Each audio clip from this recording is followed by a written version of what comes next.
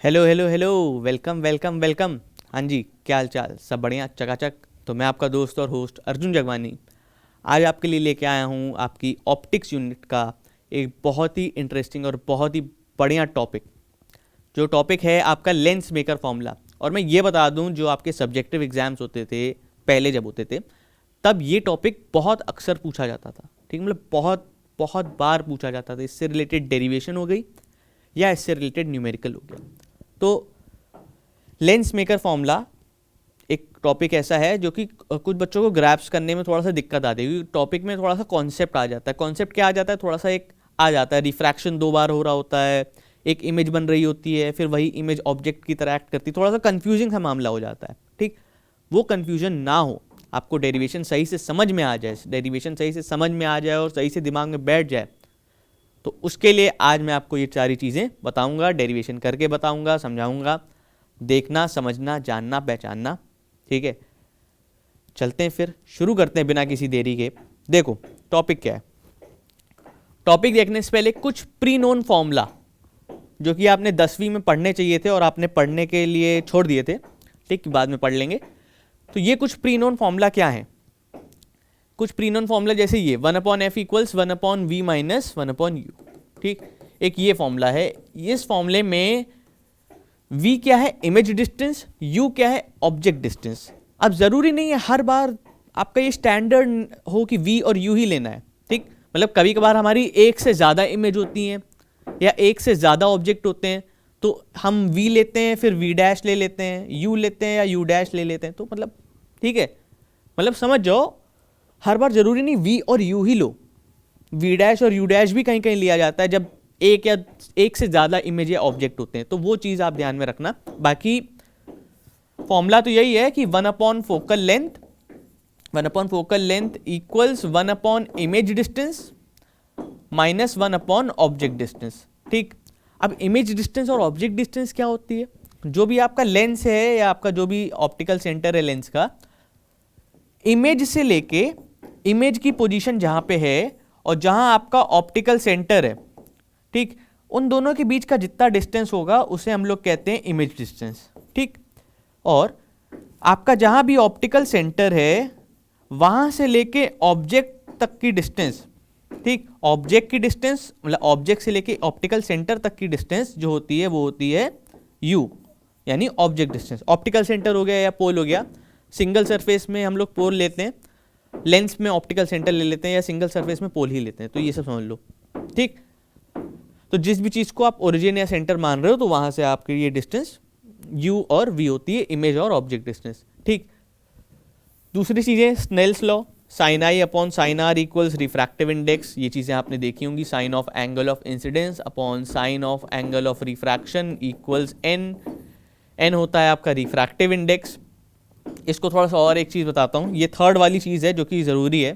Third वाला formula क्या है कि जैसे आपका कोई रिफ्रैक्शन हो रहा है, आपकी लाइट रे यहाँ से जा रही है, ये फर्स्ट मीडियम है, ये सेकेंड मीडियम है, ऐसे समझ लो। ठीक, आपकी लाइट रे ट्रैवल कर रही है from first medium to second medium. ठीक, तो देखो यहाँ पे नॉर्मल होगी, यहाँ पे रिफ्रैक्शन हो गया, ये एंगल ऑफ इंसिडेंस, ये एंगल ऑफ रिफ्रैक्शन। आपका रिफ्रैक्शन कहाँ से कहाँ तक हो रहा है? फर्स्ट मीडियम से सेकेंड मीडियम हो रहा है। तो इसका रिफ्रैक्टिव इंडेक्स हम लोग कैसे लिखते थे? n12। फर्स्ट मीडियम से सेकेंड मीडियम लाइट जा रही तो n12 लिखते हैं। इसका मतलब क्या होता है? Refractive index of second medium with respect to first medium. ठीक है, तो इसको ऐसे लिखा जा सकता है n2 अपॉन n1। तो ये नोटेशन जरूर याद रखना, ये नोटेशन आपको बहुत काम आएगी। अभी जो लेंस मेकर फॉर्मूला हम लोग पढ़ने वाले हैं, खासकर उसमें बहुत काम आएगी। ठीक, तो ये एक चीज़ ध्यान रखना।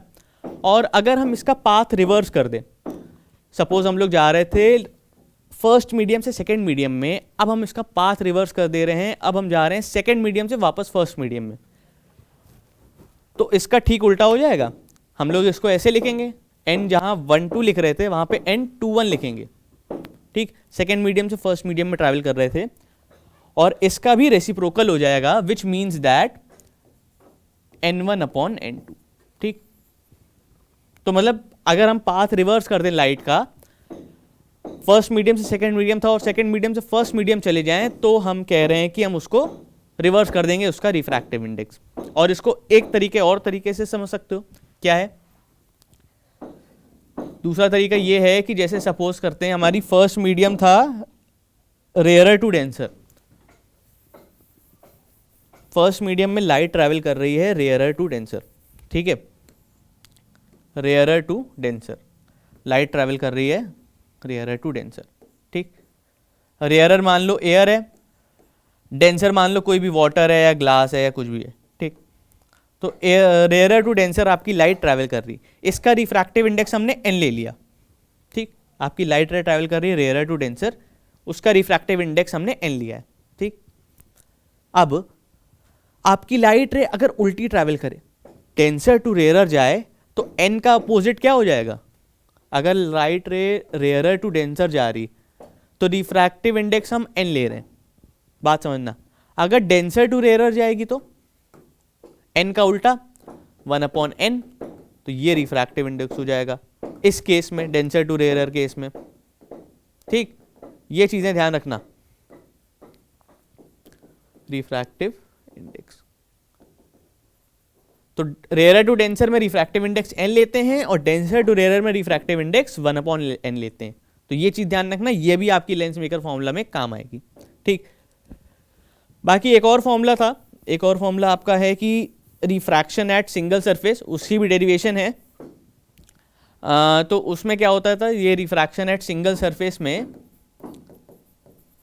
रिफ्रैक्शन एट सिंगल सरफेस मतलब अगर सिंगल सरफेस से रिफ्रैक्शन हो रहा है, ठीक, ये u है, ये v है, ठीक, ये इसका रेडियस ऑफ कर्वेचर है, तो इससे रिलेटेड एक फॉर्मूला बनता था। सिंगल सरफेस पे रिफ्रैक्शन जब भी होता था तो एक फॉर्मूला बनता था। फॉर्मूला क्या होता था? n/v minus 1/u equals n-1/r, ठीक। ये फॉर्मूला आपका चाहे सरफेस कॉन्वेक्स हो चाहे कॉनकेव हो, आपका हर सरफेस के लिए काम आएगा, हर सरफेस के लिए एप्लीकेबल है, ठीक। तो अब देखो इसमें क्या है, n आपका रिफ्रैक्टिव इंडेक्स है, ठीक, v क्या है, इमेज डिस्टेंस है, u क्या है, ऑब्जेक्ट डिस्टेंस है, n-1 n वही रिफ्रैक्टिव इंडेक्स, r क्या है, radius of curvature. Radius of curvature आपने 10th में पढ़ा होगा, आपको मालूम होना चाहिए कि अगर ये लेंस है, ठीक, मतलब ये बेसिकली एक स्पेरिकल सरफेस होता है, तो ये स्पेरिकल सरफेस का एक छोटा सा आर्क होता है बेसिकली, ठीक। ये उस स्पेरिकल सरफेस का सेंटर ऑफ कर्वेचर और ये स्पेरिकल सरफेस का पोल अगर हमने लिया, तो पोल से लेकर सेंटर ऑफ कर्वेचर तक की डिस्टेंस होती है रेडियस ऑफ कर्वेचर, ठीक। तो ये सब बेसिक चीज़ें आपको मालूम होनी चाहिए, खासकर ये फॉर्मूला और ये आखिरी के दो, ये सब आपको लेंस मेकर फॉर्मूला में नीडेड होंगे, आपको ज़रूरत होंगे, क्योंकि ये सब फॉर्मूले आपको डिफाइन नहीं करने पड़ेंगे वहाँ पे। लेंस मेकर की डेरिवेशन में आपको ये फॉर्मूले डिराइव नहीं करने होंगे, ये फॉर्मूले आपको डायरेक्ट यूज़ करने होंगे, ठीक है। तो इसीलिए यहाँ पे ये चीज़ें बता दे रहा हूँ, ठीक। ये फॉर्मूला कहाँ पे यूज़ होता है? जब हम सिंगल सरफेस पे रिफ्रैक्शन की बात कर रहे हैं, एक सिंगल सरफेस दिया है वहाँ पे रिफ्रैक्शन हो रहा है, तो हम ये फॉर्मूला यूज़ करते हैं, ठीक। अब बढ़ते हैं मेन डेरिवेशन की तरफ, ठीक। तो इतनी सारी मैंने कहानी बताई, तो इतनी सारी कहानी मैंने इसलिए बताई है ताकि आपको डेरिवेशन में कोई दिक्कत ना हो, क्योंकि डेरिवेशन ऐसी है कि आपको समझनी पड़ेगी, ठीक, तभी आपको समझ में आएगा, कॉन्सेप्ट समझ में आएगा कि हो क्या रहा है, ठीक। चलते हैं, देखो लेंस मेकर फॉर्मूला क्या है। लेंस मेकर फॉर्मूले में ये है कि लेंस कैसे बन रहा है, ये समझो, लेंस कैसे बन रहा है। अब तुम्हें ये लेंस ऐसे दिख रहा है, ये बाई कॉन्वेक्स लेंस है, अब तुम्हें दिख रहा है ये ऐसे बना हुआ है, पर कैसे बना है ये? ऐसे हमने ऐसे जादू किया और ऐसे बन गया? नहीं भाई, देखो लेंसेस कहाँ से बनते हैं? स्पेरिकल सरफेसेस से, है ना। कोई एक लेंस होगा तो कोई दो स्पेरिकल सरफेस को ज्वाइन करके तो बना है। कैसे? देखो एक स्पेरिकल सरफेस है हमारे पास ये, ठीक, एक स्पेरिकल सरफेस है हमारे पास ये, ठीक। ये सरफेस आपका, इसका सेंटर ऑफ कर्वेचर C1 मान लो, ठीक, यहाँ से ये पूरा सरफेस है, ये इसका सेंटर ऑफ कर्वेचर हम C2 मान ले रहे हैं, ठीक, ये हमारा पूरा सरफेस है। अब इस सरफेस का हमने थोड़ा सा पार्ट ले लिया, इस सरफेस का हमने सिर्फ इतना, सॉरी हाँ, इस सरफेस का हमने सिर्फ इतना पार्ट हटा दिया, इतना पार्ट ले लिया, ठीक, इतना पार्ट रख लिया, और सेम इस सरफेस का हमने इतना पार्ट हटा लिया और इतना पार्ट रख दिया। तो इन दोनों सरफेसेस को अगर ज्वाइन कर दो, इन दोनों सरफेसेस को ज्वाइन कर दो तो एक लेंस बन जाएगा by convex lens. By convex lens का मतलब क्या है? Double convex. इस साइड से भी कॉन्वेक्स है, इस साइड से भी कॉन्वेक्स है, तो दो कॉन्वेक्स सरफेसेस को अगर हम ज्वाइन कर दें, एक ये कॉन्वेक्स सरफेस को हमने ज्वाइन कर दिया, ये पहला वाला, और दूसरे वाले कॉन्वेक्स सरफेस को हमने ज्वाइन कर दिया, तो एक बाई कॉन्वेक्स लेंस बना। तो इसी तरीके से आपका एक लेंस बनता है। अब इसमें देखो डेरिवेशन क्या होगी। तो यहां पे तुमने एक चीज गौर करी होगी कि दो सरफेसेस यूज हो रहे हैं, ये पहला सरफेस और ये दूसरा सरफेस, तो दो सरफेसेस यूज हो रहे हैं। इसका मतलब ये है कि रिफ्रैक्शन भी दो बार हो रहा है। ये गौर करना सबसे मेन पार्ट है इस डेरिवेशन का, कि यहां पे रिफ्रैक्शन कितनी बार हो रहा है? दो बार, ठीक, 2 टाइम्स। कॉन्सेप्ट समझ लेना, डेरिवेशन तो आसान है, डेरिवेशन सिर्फ 5-6 लाइन की है, बहुत जल्दी आपको आ जाएगी। कॉन्सेप्ट समझने में टाइम लगेगा लेकिन, ठीक। तो कॉन्सेप्ट समझना, ये मत सोचना कि मैं यहाँ पे कुछ लिख नहीं रहा हूँ, चाहूँ तो लिख के चला जाऊँगा, कोई मतलब नहीं है, पर मैं चाहता हूँ कि कॉन्सेप्ट समझो, ठीक। डेरिवेशन तो कर ही लोगे। रिफ्रैक्शन 2 बार हो रहा है, कैसे हो रहा है ये समझो, ये बहुत इंपॉर्टेंट चीज़ है। कैसे हो रहा है देखो, अब इसको, ये जो दो सरफेसेस हैं इनको दो अलग अलग सरफेसेस में डिवाइड करना, ठीक। ये पूरे रिफ्रैक्शन को जो फिगर बना हुआ है, ये इसको सिंगल मत देखना, इसको ब्रेक कर करके देखो। ब्रेक कर करके कैसे बताता हूं मैं। पहले एक सिंगल रिफ्रैक्शन कंसिडर करो। सिंगल रिफ्रैक्शन क्या हो रहा है? ये आपका फर्स्ट सरफेस है, ये प्रिंसिपल एक्सिस है, यहां पे ऑब्जेक्ट रखा है, ठीक। ये आपकी इंसिडेंट रे गई, ये आपकी नॉर्मल थी, ठीक। ये इसका सेंटर ऑफ कर्वेचर, आपको ये पता होना चाहिए कि जो नॉर्मल है वो सेंटर ऑफ कर्वेचर से पास होती है, ठीक। अब यहां पे रिफ्रैक्शन हुआ, ठीक। अभी यहां पे मैं दूसरा सरफेस कंसिडर ही नहीं कर रहा हूं, मैं ऐसा सोच ही नहीं रहा हूं कि यहां पे दूसरा सरफेस है भी, ये दूसरा सरफेस है, मैं ये सोच ही नहीं रहा हूं। मैं बस सोच रहा हूं बस ये रिफ्रैक्ट हुआ और सिंगल सरफेस की वजह से यहां पे कोई इमेज बनेगी, ठीक। ये यहां पे गया और यहां पे कटा, यहां पे इमेज बनी I1। इस ऑब्जेक्ट की इस पहले वाले सरफेस से रिफ्रैक्शन होने के बाद जो इमेज बनी है, कहां बनी है? यहां पे I1, ठीक। तो ये डिस्टेंस हमने u ले लिया, ऑब्जेक्ट डिस्टेंस, और यहां पे जो इमेज डिस्टेंस है उसे हमने v' ले लिया, ठीक। ऑब्जेक्ट डिस्टेंस हमारी फर्स्ट रिफ्रैक्शन के लिए ऑब्जेक्ट हमारा O है, इमेज हमारी I1 है। गौर से सुनना, फर्स्ट रिफ्रैक्शन के लिए ऑब्जेक्ट क्या है? O, और इमेज क्या है? I1।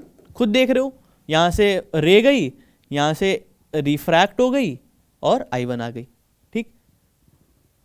यहां पे कोई दूसरा सरफेस थोड़ी नहीं था उसको ब्लॉक करने के लिए, यहां तो तुम्हें दिख रहा है दूसरा सरफेस आ गया, पर यहां कोई नहीं था, तो यहां पे सीधी सीधी रे चली गई, यहां I1 पे इमेज बन गई, ठीक। अब देखो, ये रे सीधी सीधी जा रही थी, यहां पे इमेज बनती, ठीक है, यहां पे इमेज बनती, ठीक। पर बीच में क्या हुआ? बीच में आ गया भाई हमारा सेकंड सरफेस, बीच में आके खड़ा हो गया एकदम खली की तरह कि हम तुमको जाने नहीं देंगे, ठीक है, तुम सिर्फ मेरी हो, है ना। इनका सिमरन तुम्हें अपनी जिंदगी जीने नहीं देंगे, मैं यहीं पे खड़ा हूं, ठीक। तो ये भाई साहब जा रहे थे, ये इनके सामने आ गए, तो ये भाई साहब ऐसे जा रहे थे, ठीक। अगर इनके आगे कोई बाधा ना होती, है ना, इनकी जिंदगी में आगे कोई बाधा ना आई होती, तो ये जाके यहां पे मीट करती। अगर ये भाई साहब बीच में ना आए होते तो ये वाली रे कहां पे मीट गई होती? यहां पे आती, ठीक। पर क्योंकि ये भाई साहब आ गए बीच में, तो यहां पे फिर से रिफ्रैक्शन होगा, यहां पे अब दूसरा रिफ्रैक्शन होगा। दूसरे रिफ्रैक्शन में ये नॉर्मल बनाई मैंने, ये सेंटर ऑफ कर्वेचर C2 इस सरफेस का, तो यहां से एक रिफ्रैक्शन हुआ और आपकी रे रिफ्रैक्ट हो गई और यहां पे कटी, तो यहां पे फाइनल इमेज बनेगी I, ठीक। अब देखो यहां पे I इमेज बनी, ठीक। ये जो आपकी इंसिडेंट रे है इसके लिए ऑब्जेक्ट क्या होगा, ये इंसिडेंट रे कहां से ओरिजिनेट हो रही, ऑब्जेक्ट क्या होता है जो इंसिडेंट रे को ओरिजिनेट करा है।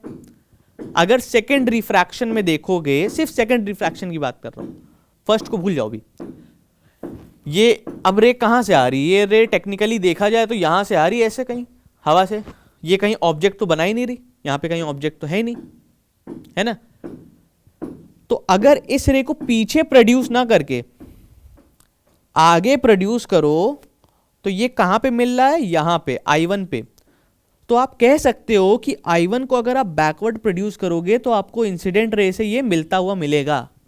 यानी कि आप देख रहे हो, कॉन्सेप्ट देखना, I1 को अगर मैं बैकवर्ड प्रोड्यूस कर रहा हूं तो ये as an incident ray act कर रहा है सेकेंड रिफ्रैक्शन के लिए। बहुत बहुत ही क्रूशियल पॉइंट है इस डेरिवेशन का, ठीक है, इस कॉन्सेप्ट का, कि I1 को अगर मैं बैकवर्ड प्रोड्यूस करूं, I1 क्या थी, फर्स्ट रिफ्रैक्शन पे इमेज जो बन रही है, फर्स्ट रिफ्रैक्शन पे जो इमेज बन रही है, मतलब जो सपोज्डली इमेज बन सकती थी, मतलब रियल में नहीं बन रही है, वर्चुअल इमेज जो बन रही है, क्योंकि एक्चुअल में मीट नहीं हो रहा ये पॉइंट, पर वर्चुअली मीट हो रहा। तो जो वर्चुअल इमेज बन रही थी आपकी एक सेकेंड फर्स्ट रिफ्रैक्शन पे जो सपोजिटली इमेज बन रही थी, उसको अगर मैं बैकवर्ड प्रोड्यूस करूं तो वो इंसिडेंट रे एक्ट करेगा सेकेंड रिफ्रैक्शन के लिए। थोड़ी सी कंफ्यूजिंग बात है पर समझने वाली है। तो टेक्निकली देखा जाए सेकेंड रिफ्रैक्शन के लिए कोई रियल ऑब्जेक्ट तो दिख नहीं रहा। सेकेंड रिफ्रैक्शन का देखो, यहां से तो इंसिडेंट रे जा रही एकदम पीछे हवा में, तो कोई रियल ऑब्जेक्ट तो कोई दिख नहीं रहा। पर सेकेंड रिफ्रैक्शन के लिए आपका एक वर्चुअल ऑब्जेक्ट सामने आ रहा है, वो क्या है, I1। तो I1 is the virtual object for second refraction. क्यों? क्योंकि I1 को अगर आप बैकवर्ड प्रोड्यूस करोगे तो वो इंसिडेंट रे एक्ट करेगी सेकेंड रिफ्रैक्शन के लिए। तो यानी सेकेंड रिफ्रैक्शन में आपका ऑब्जेक्ट क्या बन रहा है, I1, और यहां से फिर रिफ्रैक्शन होने के बाद फाइनल इमेज क्या बन रही है, I। ठीक, तो ये चीज आपकी हो रही है। फिर से समझना, अब क्योंकि मैंने इस लेंस को, ये जो रिफ्रैक्शन हो रहा है 2 बार, इसको मैंने 2 पार्ट में डिवाइड करके थोड़ा सा ब्रेक डाउन किया है। फर्स्ट रिफ्रैक्शन में आपका क्या है, ऑब्जेक्ट गया, यहां से रिफ्रैक्शन हुआ, और यहां I1 पे इमेज बननी चाहिए थी। ठीक, I1 पे इमेज बननी चाहिए थी। ऑब्जेक्ट डिस्टेंस हमने U लिया था, इमेज डिस्टेंस हमने V' लिया था। ठीक, I1 पे इमेज बननी चाहिए थी, पर नहीं बनी, मतलब पर एक्चुअल में नहीं बनी। क्यों नहीं बनी? क्योंकि ये जा ही रहा था, ये भाई साहब इस रास्ते चल ही रहे थे कि इनके रास्ते में ये आ गया। ठीक, अब इसने कहा कि तुम यहां जाने वाले थे, पर मैं तुम्हें यहां जाने नहीं दूंगा। तुम जाने यहीं वाले थे I1 पे, पर क्योंकि मैं तुम्हारे सामने आ गया हूं, अब तुम अपना रास्ता बदल के इधर आ जाओगे। तो ये यहां जाने वाला था, इसका मतलब क्या है, I1 को अगर आप यहां पे बैकवर्ड प्रोड्यूस करो तो ये I के इंसिडेंट रे के सामने ही जाएगा, इंसिडेंट रे के साथ जाएगा। इसका मतलब क्या है, I1 यहां पे सेकेंड रिफ्रैक्शन के लिए एज एन ऑब्जेक्ट एक्ट कर रहा है, पर फर्स्ट रिफ्रैक्शन के लिए एज एन इमेज एक्ट कर रहा है। तो ये बहुत समझने वाली बात है। यहां पे I1 का ही खेल है सारा। I1 जो है फर्स्ट रिफ्रैक्शन के लिए इमेज की तरह एक्ट कर रहा है, क्योंकि फर्स्ट रिफ्रैक्शन के लिए रिफ्रैक्शन होने के बाद यहां पे मीट करता। ठीक, सेकेंड रिफ्रैक्शन के लिए ये एज एन ऑब्जेक्ट एक्ट कर रहा है ताकि आपका सेकेंड रिफ्रैक्शन हो जाए। क्योंकि अगर इसको बैकवर्ड ना प्रोड्यूस करो तो ये I का कोई वही नहीं है ना, कि मतलब उसकी कोई क्रेडिबिलिटी नहीं, कहां से ऑब्जेक्ट आ रहा, ऑब्जेक्ट कहीं से है ही नहीं, ऑब्जेक्ट सिर्फ यहीं से बन रहा है अगर आप आगे प्रोड्यूस करो इसे, तो जो कि एक्चुअल में मीट नहीं कर रहा है पर वर्चुअली मीट कर रहा है। ठीक, तो I1 यहां पे वर्चुअल ऑब्जेक्ट है, एक रियल ऑब्जेक्ट नहीं है कि जो एकदम एग्जिस्ट कर रहा हो। ठीक, ये मतलब रियल नहीं है, ये वर्चुअल चीज है। ठीक, क्योंकि ये एक्चुअल में बनी नहीं होगी, पर वहां बनती, तभी ये यहां पे बन रहा है। ठीक, तो I1 is acting as a virtual object for second refraction. ठीक, तो मोटी मोटी बात यहां पे अब देखो, ऑब्जेक्ट डिस्टेंस, इमेज डिस्टेंस क्या है। इमेज डिस्टेंस तो हमने V ले ली, यहां से यहां तक की डिस्टेंस हमने v ले ली, इमेज डिस्टेंस हमारी हो गई v। ठीक, अब ऑब्जेक्ट डिस्टेंस हम क्या लेंगे, यहां से लेके यहां तक की डिस्टेंस ऑब्जेक्ट डिस्टेंस हो जाएगी, P2 से लेके I1 तक की डिस्टेंस ऑब्जेक्ट डिस्टेंस हो जाएगी। ये P2 से लेके I1 तक की डिस्टेंस हमारी ऑब्जेक्ट डिस्टेंस हो जाएगी, यहां से लेके यहां तक की डिस्टेंस ऑब्जेक्ट डिस्टेंस, क्योंकि I1 ऑब्जेक्ट है सेकेंड रिफ्रैक्शन के लिए। अब गौर करना, ये थोड़ी बहुत बातें हो गई, इसको एक शॉर्ट में लिख दे रहा हूं यहां पे, ठीक, ताकि आपको दिमाग में रहे कि फर्स्ट रिफ्रैक्शन में क्या हो रहा है, सेकेंड रिफ्रैक्शन में क्या हो रहा है। फिर थोड़ा सा और चीजें समझाता हूं। फर्स्ट रिफ्रैक्शन में क्या हो रहा है, आपका फर्स्ट रिफ्रैक्शन में ये ऑब्जेक्ट है, ठीक, ये यहां पे गया और यहां पे ये इमेज की तरह यहां पे बनाया I1 फर्स्ट रिफ्रैक्शन में। ठीक, तो फर्स्ट रिफ्रैक्शन में आपका क्या हो रहा है, ऑब्जेक्ट क्या है, O, ऑब्जेक्ट O है, इमेज क्या है I1।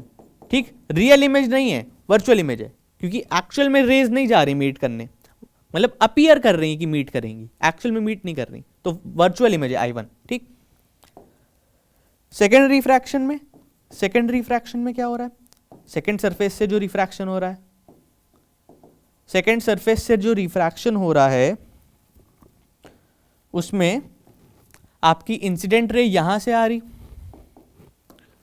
उसमें आपकी इंसिडेंट रे कहां से आ रही, एक सेकंड, हाँ, इंसिडेंट रे आ रही यहां से। ठीक, अब टेक्निकली इसको अगर बैकवर्ड यहां से प्रोड्यूस करो, ठीक, क्योंकि अब हम सपोज कर रहे हैं ना कि हमारे पास फर्स्ट सरफेस है ही नहीं, पहले वाले रिफ्रैक्शन में हमने सपोज किया था कि सेकंड सरफेस नहीं है, दूसरे वाले रिफ्रैक्शन में हमने देखा कि फर्स्ट सरफेस नहीं है, ये इस इंसिडेंट रे को इंडिपेंडेंट लो तो ये पीछे जा रही, पीछे कहीं कोई ऑब्जेक्ट रखा ही नहीं, तो I1 को जब हम बैकवर्ड प्रोड्यूस करेंगे तो ये इंसिडेंट रे से मिलेगा, इसका मतलब I1 आपका ऑब्जेक्ट की तरह एक्ट कर रहा है यहां पे सेकेंड रिफ्रैक्शन के लिए, और ये रियल ऑब्जेक्ट नहीं है, ये एक वर्चुअल ऑब्जेक्ट है। ठीक, तो यानी और उससे जो इमेज बन रही है वो कहां बन रही है, I पे बन रही। ठीक, तो आपका यहां पे सेकेंड रिफ्रैक्शन के लिए जो ऑब्जेक्ट है वो क्या है, I1, जो इमेज है वो क्या है, I। ठीक, ये बहुत गौर करने वाली बातें हैं, ध्यान रखना। ठीक, अब एक और चीज, क्या यहां पे एयर है, यहां पे एयर है, सपोज कर ले रहे हैं एयर है, रेयरर मीडियम है या एयर है, ठीक, एयर ही होता है जनरली। ये आपका ग्लास है, ठीक, ये ग्लास है यानी डेंसर मीडियम है, इसको डेंसर और रेयरर में लिख ले रहा हूं ताकि इजी रहे। यहां पे रेयरर मीडियम है, यहां पे रेयरर मीडियम है, यहां से पे डेंसर मीडियम है। ठीक, जो फर्स्ट रिफ्रैक्शन हो रहा है उसमें लाइट कहां से कहां जा रही है, रेयरर टू डेंसर जा रही, फर्स्ट रिफ्रैक्शन में रेयरर टू डेंसर जा रही, रेयरर टू डेंसर, तो फर्स्ट रिफ्रैक्शन में लाइट कैसे जा रही है, रेयरर टू डेंसर। ठीक, सेकेंड रिफ्रैक्शन में गौर करना, जो सेकेंड रिफ्रैक्शन हो रहा है सेकेंड सरफेस पे, उसमें लाइट कहां से कहां जा रही, डेंसर टू रेयरर। तो सेकेंड रिफ्रैक्शन में क्या हो रहा है, डेंसर टू रेयरर।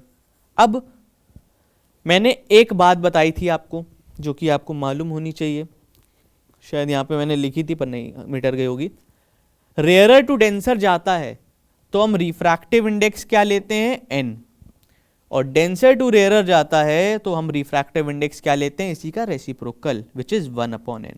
ठीक, ये इतनी बातें हैं जो कि आपको ध्यान में रखनी है। अब बारी आती है ये जो नेमिंग की। एक और चीज, जब भी डेरिवेशन आएगी आपको ये डायग्राम बनाना जरूरी है। ठीक, डेरिवेशंस में डायग्राम बनाना जरूरी है। ठीक, आपको न्यूमेरिकल में इतना वो नहीं है कि न्यूमेरिकल में शायद बनाना पड़े, न्यूमेरिकल में बहुत कम चांस है जब तक बोला ना गया हो, पर हाँ डेरिवेशन में बिना बोले आपको डायग्राम बनाने जरूरी है, बिना डायग्राम के आपके नंबर कट जाएंगे। ठीक, तो ये डायग्राम जरूर बनाना। ठीक, ठीक है, अब यहां पे नेमिंग ले लेते हैं। U लिया है हमने, फर्स्ट रिफ्रैक्शन में जो ऑब्जेक्ट डिस्टेंस है उसे हमने U लिया है। ठीक, क्योंकि ये हमारा रियल ऑब्जेक्ट है, ये हमारा स्टार्टिंग से ये हमारा इनिशियल और रियल ऑब्जेक्ट है, तो इसके लिए हमने ऑब्जेक्ट डिस्टेंस U लिया है। ठीक, फर्स्ट रिफ्रैक्शन के लिए जो इमेज बन रही है I1 बन रही है, फर्स्ट रिफ्रैक्शन के लिए जो इमेज है I1 है, तो इसके लिए हमने इमेज डिस्टेंस कितना ले लिया V डैश, ये हमने इतना डिस्टेंस लिया, ठीक, V डैश, ठीक। फिर हमने T ले लिया थिकनेस ऑफ लेंस, T क्या है हमारा, थिकनेस ऑफ लेंस, लेंस की कितनी थिकनेस है, ठीक, लेंस की कितनी थिकनेस है वो हमने T ले लिया, ठीक। जो हमारी फाइनल इमेज बन रही है I, ठीक, तो हमारा सेकेंड सरफेस से जो हमारी फाइनल इमेज I बन रही है, तो हमने इमेज डिस्टेंस कितना ले लिया सेकेंड सरफेस के लिए, V, क्योंकि ये हमारी फाइनल इमेज है, तो हमने फाइनल इमेज के लिए हमने ले लिया V इमेज डिस्टेंस, ठीक। अब सेकेंड रिफ्रैक्शन के लिए ऑब्जेक्ट क्या है, I1, जो आपका सेकेंड सरफेस से रिफ्रैक्शन हो रहा है उसके लिए ऑब्जेक्ट क्या है, I1, तो आपका ऑब्जेक्ट डिस्टेंस क्या होगा सेकेंड रिफ्रैक्शन के लिए, सेकेंड रिफ्रैक्शन के लिए ऑब्जेक्ट डिस्टेंस क्या होगा, सेकेंड रिफ्रैक्शन के लिए रिफ्रैक्शन कहां से हो रहा है, सेकेंड सरफेस, ऑब्जेक्ट कहां है, I1 पे, तो ऑब्जेक्ट डिस्टेंस होगी आपकी यहां से यहां तक, यानी P2 से I1 तक, ठीक, और P2 से I1 तक की डिस्टेंस क्या है, V डैश माइनस टी। अब बहुत लोग सोच रहे होंगे ये V डैश माइनस टी कहां से आया, गौर से देखना, गौर समझना, ठीक। ये पूरा डिस्टेंस क्या था, V डैश, ठीक, ये लेंस की थिकनेस क्या थी, T, तो इतने पूरे में से ये T माइनस कर दो, इतना पार्ट माइनस कर दो, हटा दो, इतना बचेगा, ठीक है, और यही तो हमें चाहिए, तो पूरे V डैश में से ये T माइनस कर दो, तो V डैश माइनस टी, ये जितनी लेंथ हमें चाहिए उतना ही तो बलेगा, तो हमारी ऑब्जेक्ट डिस्टेंस हो गई, ये सेकेंड रिफ्रैक्शन के लिए ऑब्जेक्ट डिस्टेंस क्या हो गई, V डैश माइनस टी। अब देखो ये हमारे सारे नेमिंग तैयार हो गए, R1 R2 देख लो, ये हमारा फर्स्ट सरफेस है, ये सेंटर ऑफ कर्वेचर है, तो हमारा ये फर्स्ट रेडियस ऑफ कर्वेचर ये हो गया, ठीक, समझ लो, ये फर्स्ट सरफेस है, ये सेंटर ऑफ कर्वेचर है, तो ये first radius of curvature R1, ठीक, और ये सेकेंड सरफेस था, ये इसका सेंटर ऑफ कर्वेचर C2, तो ये रेडियस ऑफ कर्वेचर R2, ठीक, तो ये वही लिखा है, R1 इधर साइड लिखा है, R2 इस साइड लिखा है, ठीक, ठीक है भाई, ये हो गया। अब देखो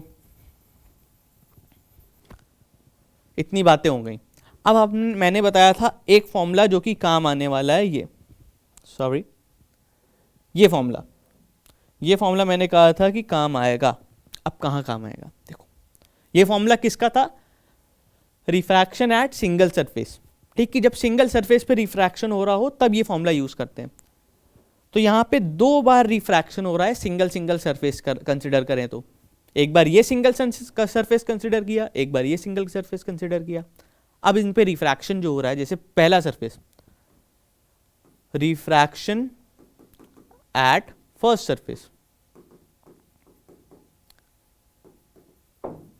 ये फॉर्मूला लिख लो जनरली, यहाँ पे क्या फॉर्मूला था, n upon v minus 1 upon u equals n minus 1 upon r, ठीक, फर्स्ट सरफेस पे अगर रिफ्रैक्शन की बात हो तो उसके लिए फॉर्मूला क्या होगा, n refractive index upon v क्या है, इमेज डिस्टेंस, तो फर्स्ट रिफ्रैक्शन के लिए इमेज क्या है, I1, ठीक, फर्स्ट रिफ्रैक्शन के लिए इमेज है I1,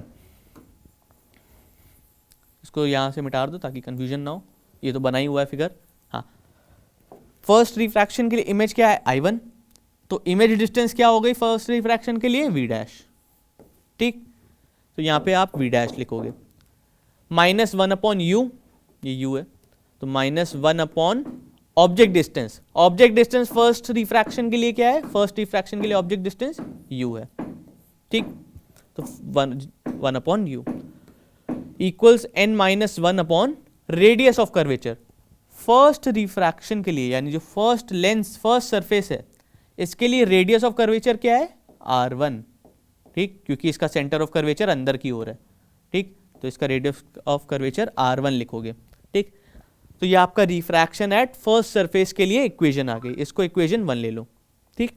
अब देखो refraction at second surface. Refraction eight second surface. Second surface में दो तीन चीजें गौर करना, डेंसर टू रेयर जा रहा है तो रिफ्रैक्टिव इंडेक्स n की जगह पे हो जाएगा 1/n। तो यहां पे जहां जहां n लिख रहे थे वहां पे अब क्या हो जाएगा 1/n।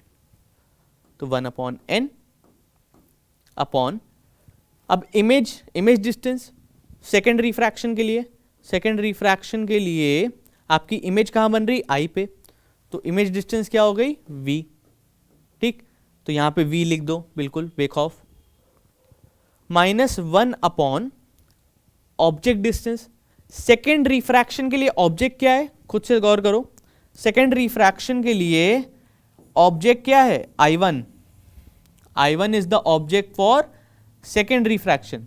ठीक, तो ऑब्जेक्ट डिस्टेंस क्या हो जाएगी, P2 से लेके I1 तक की डिस्टेंस ऑब्जेक्ट डिस्टेंस हो जाएगी, ये वाली डिस्टेंस।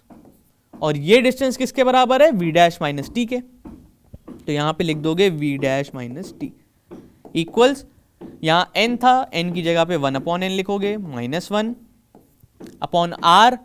अब r यहां पे कौन सा आएगा, r2 आएगा, radius of curvature of second lens, second surface.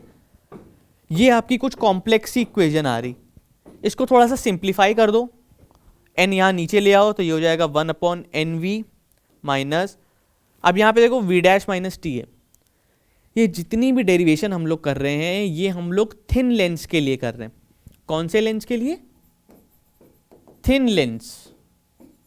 Thin lens का मतलब क्या है, लेंस बहुत छोटा है, बहुत पतला है।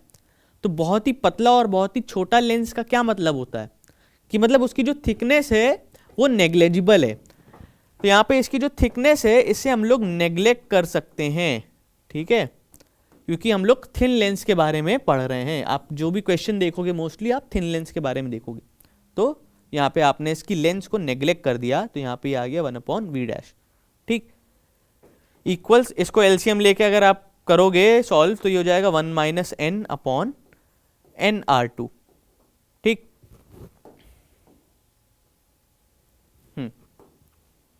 इसको हमने नेग्लेक्ट कर दिया है। ठीक, तो ये आ गया कुछ ऐसा। अब दोनों साइड n से मल्टीप्लाई कर दो, यहाँ पे भी n से मल्टीप्लाई कर दो, यहाँ पे भी n से मल्टीप्लाई कर दो, लेफ्ट हैंड और राइट हैंड में n से मल्टीप्लाई कर दो।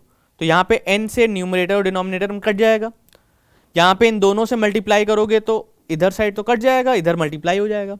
ठीक है, सिंपल बेसिक मैथ्स। तो ये इक्वेशन कुछ ऐसी आ जाएगी 1/v minus n/v dash equals, अब यहाँ पे माइनस साइन अगर मैं बाहर निकाल लूँ, ये 1/n है, ये 1 - n है, यहाँ इसमें मैं माइनस साइन बाहर निकाल लूँ तो इसको -n - 1 लिख सकता हूँ, बिल्कुल लिख सकता हूँ, बेसिक मैथ्स। माइनस साइन बाहर निकाल लिया तो माइनस बाहर निकाल के n - 1 लिख दिया। तो ये माइनस साइन मैंने बाहर निकाला और n - 1 लिखा। ठीक, अपॉन r2। ठीक, तो ये इक्वेशन बन रही है आपकी सेकेंड इक्वेशन। ठीक, ये इक्वेशन क्या है, इक्वेशन 2 देख लो, 1/v minus n/v dash equals -n - 1/r2, और ये आपकी बन रही थी फर्स्ट इक्वेशन। ठीक, इसको थोड़ा और क्लियर करके लिख देते हैं। फर्स्ट इक्वेशन क्या बन रही थी, n/v dash minus 1/u equals n - 1/r1, ये बन रही थी फर्स्ट इक्वेशन। सेकेंड इक्वेशन क्या बन रही है, 1/v minus n/v dash equals minus of n - 1/r2, ये बन रही है सेकेंड इक्वेशन। अब हमारे पास इक्वेशन 1 and 2 है, adding 1 and 2, next step is adding 1 and 2। ठीक, तो ये हो जाएगा आपका, दोनों इक्वेशन को ऐड कर दो, दोनों इक्वेशन को ऐड करोगे तो ये देखो ये टर्म और ये टर्म, एक पॉजिटिव है एक नेगेटिव है, तो ये दोनों कैंसिल हो जाएंगे। क्या बचेगा, 1/v minus 1/u equals n - 1 common है, यहाँ पे n - 1 को कॉमन लोगे बाहर तो आ जाएगा अंदर 1/r1 माइनस 1/r2। ठीक, तो ये कुछ इक्वेशन आ गई। अब इस टर्म से आप फेमिलियर हो गए, मैंने बताया था कुछ प्री नोन फॉर्मूला, तो कुछ प्री नोन फॉर्मूला में ये हमारा फर्स्ट फॉर्मूला हुआ करता था 1/f equals 1/v minus 1/u।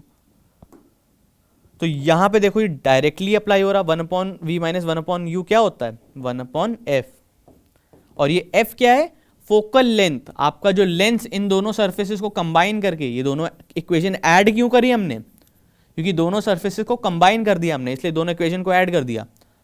तो दोनों सरफेसेस को कंबाइन करके जो फोकल लेंथ आएगी आपकी, तो वो फोकल लेंथ 1/f होगी, और ये फॉर्मूला आ गया 1/f n minus 1 1/r1 minus 1/r2।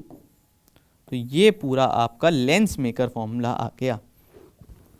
अगर आपको दो अलग अलग स्पेरिकल सरफेसेस मालूम है, ठीक, दो अलग अलग स्पेरिकल सरफेसेस मालूम है, उनके रेडियस ऑफ कर्वेचर मालूम है कि ये एक रेडियस ऑफ कर्वेचर मैंने 40 सेंटीमीटर ले लिया, एक रेडियस ऑफ कर्वेचर मैंने 60 सेंटीमीटर ले लिया, तो मैं कितनी फोकल लेंथ का लेंस बना सकता हूं। ये ऐसा इसलिए लेंस मेकर फॉर्मूला कहा जाता है कि आपको दो रेडियस ऑफ कर्वेचर मालूम है, तो उनको ज्वाइन करके, मतलब उनके सरफेसेस को ज्वाइन करके आप अपनी डिजायर्ड फोकल लेंथ का एक लेंस बना सकते हो। आपको 10 सेंटीमीटर का लेंस बनाना है, तो आप उतने रेडियस ऑफ कर्वेचर का सरफेसेस उठाओगे, उनको ज्वाइन करोगे, 10 सेंटीमीटर वाला लेंस बन गया। 15 सेंटीमीटर वाला लेंस बनाना है, तो 15 सेंटीमीटर के लिए जो रिक्वायर्ड रेडियस ऑफ कर्वेचर है वो उठाए, उनको ज्वाइन किया, तो आपका 15 सेंटीमीटर वाला लेंस बन गया। तो इस तरीके से कहा जाता है। तो ये आपका फॉर्मूला है बेसिकली लेंस मेकर फॉर्मूला। ठीक, ये चीजें थी, समझे। तो ये चीजें थी, यही कहानी थी पूरी। कॉन्सेप्ट इसका समझने वाला था, बाकी डेरिवेशन कोई खास नहीं थी। डेरिवेशन आपकी बहुत आसान थी, ये 2 स्टेप और ये आखिरी का ये एक एडिंग वाला स्टेप, बस इतनी सी डेरिवेशन थी। डेरिवेशन ज़्यादा बड़ी नहीं थी, कॉन्सेप्ट बड़ा था, कॉन्सेप्ट समझने वाला था, इसीलिए इसमें टाइम लगा है। आप सोच रहे होगे कि इतना साथ लिखना था, तो लिख तो तुरंत सकते थे, पर वही कॉन्सेप्ट था, आपको समझना था।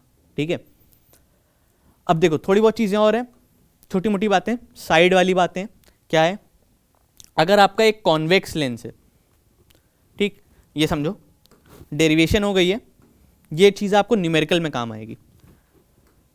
अगर आपका कॉन्वेक्स लेंस है, ठीक, तो मोस्टली क्या होता है, आप लोग क्या करते हो, यहाँ पे सेंटर ऑफ कर्वेचर 1 होता है, ये सेंटर ऑफ कर्वेचर 2 होता है, क्योंकि ये इसको हम सरफेस 1 लेते हैं, इसको सरफेस 2 लेते हैं, क्योंकि मोस्टली लाइट ऐसे एंटर करती है। ठीक, तो ये आपका रेडियस ऑफ कर्वेचर 1 होता है सेंटर कॉन्वेक्स लेंस के लिए, और ये आपका रेडियस ऑफ कर्वेचर 2 होता है। ये R1 होता है, ये R2 होता है फॉर कॉन्वेक्स लेंस। ठीक, ठीक है। दूसरी चीज, कॉनकेव लेंस की बात करें। कॉनकेव लेंस की जब बात करते हैं, कॉनकेव लेंस की वैसे ज्यादा बात नहीं होती, पर न्यूमेरिकल्स में पूछ लिया जाता है। आपकी डेरिवेशन आपको मोस्टली कॉन्वेक्स लेंस के लिए मिलेंगी, पर क्योंकि न्यूमेरिकल में पूछ लिया जाता है कॉनकेव लेंस का भी, तो इसलिए आपको न्यूमेरिकल में मालूम होना चाहिए। ठीक, ये आपका सेंटर ऑफ कर्वेचर 1 होता है कॉनकेव लेंस के लिए। कॉन्वेक्स के लिए सेंटर ऑफ कर्वेचर 1 यहाँ था, पर कॉनकेव के लिए यहाँ होता है, सेंटर ऑफ कर्वेचर 2 यहाँ होता है। तो रेडियस ऑफ कर्वेचर 1 कहाँ हो गया, इसका यहाँ हो गया, और second radius of curvature concave lens का कहाँ हो गया, यहाँ हो गया। ठीक, तो बस ये फर्क है। कॉन्वेक्स लेंस के लिए radius of curvature right hand side पे होता है, रेडियस ऑफ कर्वेचर 2 R2 मतलब लेफ्ट हैंड साइड पे होता है। कॉनकेव के लिए इसका ठीक उल्टा, R1 लेफ्ट साइड पे, R2 राइट साइड पे। अब तुम कहोगे ये इसका क्या सिग्निफिकेंस है। इसका ये सिग्निफिकेंस है कि जब भी आपको साइन कन्वेंशन की बात आती है, जब भी न्यूमेरिकल में साइन कन्वेंशन लेना होता है, तो ये देखना पड़ता है। साइन कन्वेंशन क्या होता है, अगर ये लेंस है, आपने इसके ऑप्टिकल सेंटर को ओरिजिन माना है। कार्टेशियन प्लेन में ओरिजिन होता है ना, एक्स वाई एक्सिस होते हैं, ये ओरिजिन होता है। ठीक, ये पॉजिटिव एक्स होता है, ये नेगेटिव एक्स होता है ना, ये पॉजिटिव वाई होता है, ये नेगेटिव वाई होता है ना।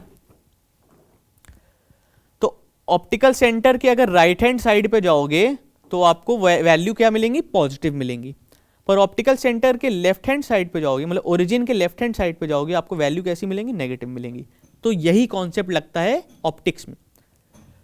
अगर आपने ऑप्टिकल सेंटर को ओरिजिन माना है, तो इसके राइट हैंड साइड में जितने भी लेंथ होंगे, जितनी भी डिस्टेंसेज होंगी, जितने भी आपके चीजें होंगी, वो सारी क्या ली जाएंगी, पॉजिटिव ली जाएंगी न्यूमेरिकल में। और लेफ्ट हैंड साइड में जितनी भी चीज़ें होंगी वो क्या ली जाएंगी, नेगेटिव ली जाएंगी, ठीक है, कार्टेशियन प्लेन में, ठीक, साइन में। तो इसी तरह कॉनकेव के लिए राइट हैंड साइड पे R2 होगा तो उसे पॉजिटिव लिया जाएगा, और लेफ्ट हैंड साइड पे R1 है तो उसको नेगेटिव लिया जाएगा, ठीक। तो ये साइन कन्वेंशंस आपको ध्यान में रखने हैं, ठीक, कि मतलब साइन कन्वेंशन क्या है। अगर आप ऑप्टिकल सेंटर को ओरिजिन ले रहे हो, यहाँ पे आप ऑप्टिकल सेंटर को ही मोस्टली ओरिजिन लेते हैं, तो उसके राइट हैंड साइड में जितनी भी चीज़ें हो आंख बंद करके उनको पॉजिटिव लिख दो, और लेफ्ट हैंड साइड में जितनी भी चीज़ें हो उनको आप नेगेटिव कर दो, क्योंकि मोस्टली क्या किया जाता है, आपकी लाइट रे यहाँ से यहाँ तक ट्रैवल करती है, तो आपको सिंपल यही रखना होता है, ठीक। तो ये कॉन्सेप्ट है, ये छोटी सी चीज़ है जो कि आपको न्यूमेरिकल्स में काम आएगी। न्यूमेरिकल में कैसे काम आएगी दिखाता हूँ, अभी अगला न्यूमेरिकल करते हैं। ये फॉर्मूला डायरेक्ट अप्लाई हो जाएगा, बाकी ये कॉन्सेप्ट लगेगा, ठीक। ये मतलब पॉजिटिव नेगेटिव साइन देखना पड़ेगा, बस ये देखना होगा। जल्दी से न्यूमेरिकल पे बढ़ते हैं। न्यूमेरिकल क्या है, अ double concave lens of glass of refractive index 1.6 has radius of curvature 40 centimetre and 60 centimetre, calculate its focal length. तो जब भी न्यूमेरिकल आए तो एक बार ऐसे ही बस पढ़ लिया करो, ठीक। अब दूसरी बार फिर से पढ़ो, इसको ब्रेक डाउन करके पढ़ना, इस बार गौर से पढ़ना।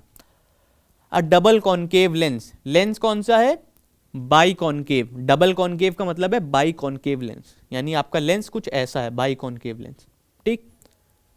ऑफ ग्लास, मटेरियल मतलब ग्लास है, ऑफ रिफ्रैक्टिव इंडेक्स 1.6, जो रिफ्रैक्टिव इंडेक्स दिया है 1.6 दिया है, ठीक।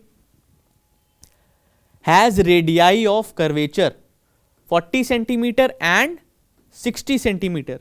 दो रेडियाई ऑफ कर्वेचर होते हैं, जाहिर सी बात है, R1 एंड R2। तो R1 एंड R2 दिया है। फर्स्ट रेडियाई ऑफ कर्वेचर क्या दिया है, 40 centimetre. Second radii of curvature क्या दिया है, 60 सेंटीमीटर। अब क्वेश्चन क्या कह रहा है, calculate its focal length.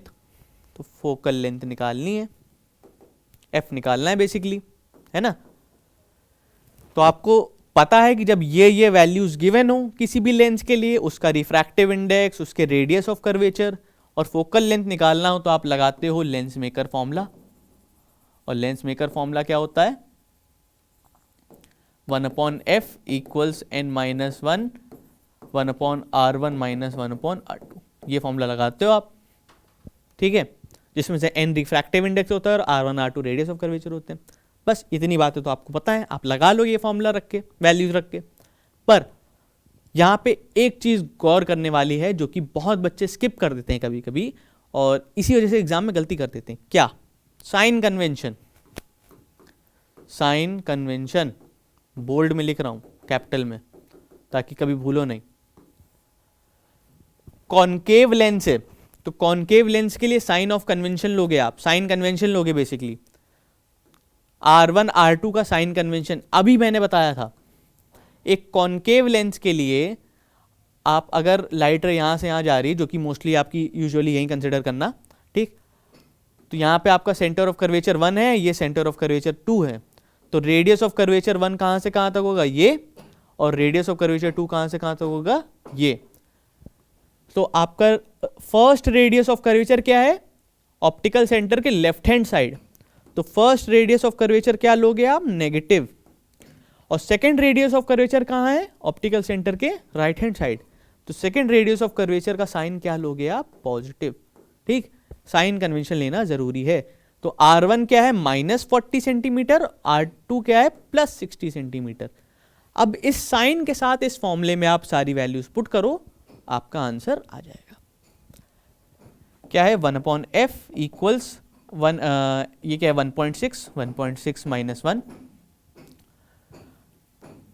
1/R1 लिखना है तो -40 लिखो, -1/60, क्योंकि ये तो पॉजिटिव है, ठीक। बाकी ये माइनस साइन तो यहीं पे था, ठीक। अब इसको सॉल्व कर लोगे, इसको सॉल्व करोगे, कुछ आएगा, यहाँ पे 0.6 आ जाएगा, यहाँ पे आएगा -3 - 2/120, एलसीएम ले लेना, ठीक।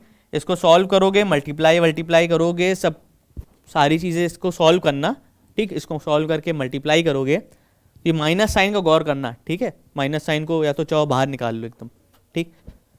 तो माइनस साइन तो रहेगा ही, क्योंकि कहीं माइनस साइन हटना नहीं है, तो ये माइनस साइन तो ऑलरेडी रहेगा। बाकी इन सबको मल्टीप्लाई कर लो, तो क्या आएगा, इसका वैल्यू आएगी 40, ठीक, सॉरी इसकी वैल्यू आएगी ओके 1/40, आई एम सॉरी, तो ये 1/f आ जाएगा 1/40, ठीक।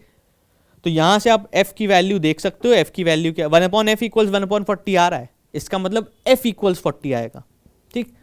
1/f इक्वल्स 1/40, इसका मतलब है जो फोकल लेंथ आ रही है वो क्या आ रही है, -40 क्या सेंटीमीटर, क्योंकि यहाँ पे आपने यूनिट चेंज नहीं करी, यहाँ पे आपने मीटर में इसको कन्वर्ट नहीं किया, तो इसको आंसर भी आपका सेंटीमीटर में ही आएगा, ठीक। तो आपने सेंटीमीटर में कर लिया, ठीक। तो फोकल लेंथ क्या आ गई, -40 सेंटीमीटर, ठीक है।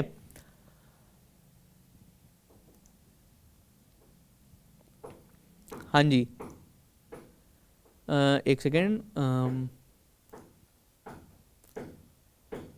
मेरे ख्याल से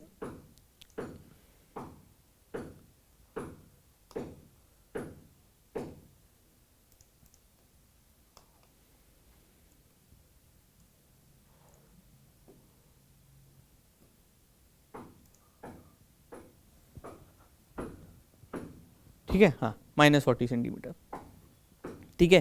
तो ये सारी चीज़ें थी, ये एक क्वेश्चन था, ये इसका आंसर था, ठीक, और ये 100% करेक्ट है, ठीक। चलो फिर ख़त्म, bye bye tata good night, यहीं तक कहानी थी। लेंस मेकर फॉर्मूला था, काफ़ी ज़रूरी था, इससे रिलेटेड मैंने एक क्वेश्चन बताया और इसकी डेरिवेशन बताई, इसमें क्या क्या चीज़ें ज़रूरी होती हैं, एग्ज़ाम में आप इसका डायग्राम ज़रूर बनाना जब डेराइव करो, ठीक। क्या क्या चीज़ें आपको ज़रूरी याद रखनी है, क्या कॉन्सेप्ट होता है, ये समझाने की कोशिश करी, तो मुझे उम्मीद है आप लोगों को समझ में आया होगा। चलते हैं फिर, good night, bye bye tata. फिर मिलूंगा अगली टर्न पे एक नए टॉपिक के साथ, एक और टॉपिक बताऊंगा, एक और टॉपिक समझाऊंगा। तब तक के लिए मिलते हैं, good night, bye bye tata, see you. ख्याल रखना, खुश रहना, मज़े करना।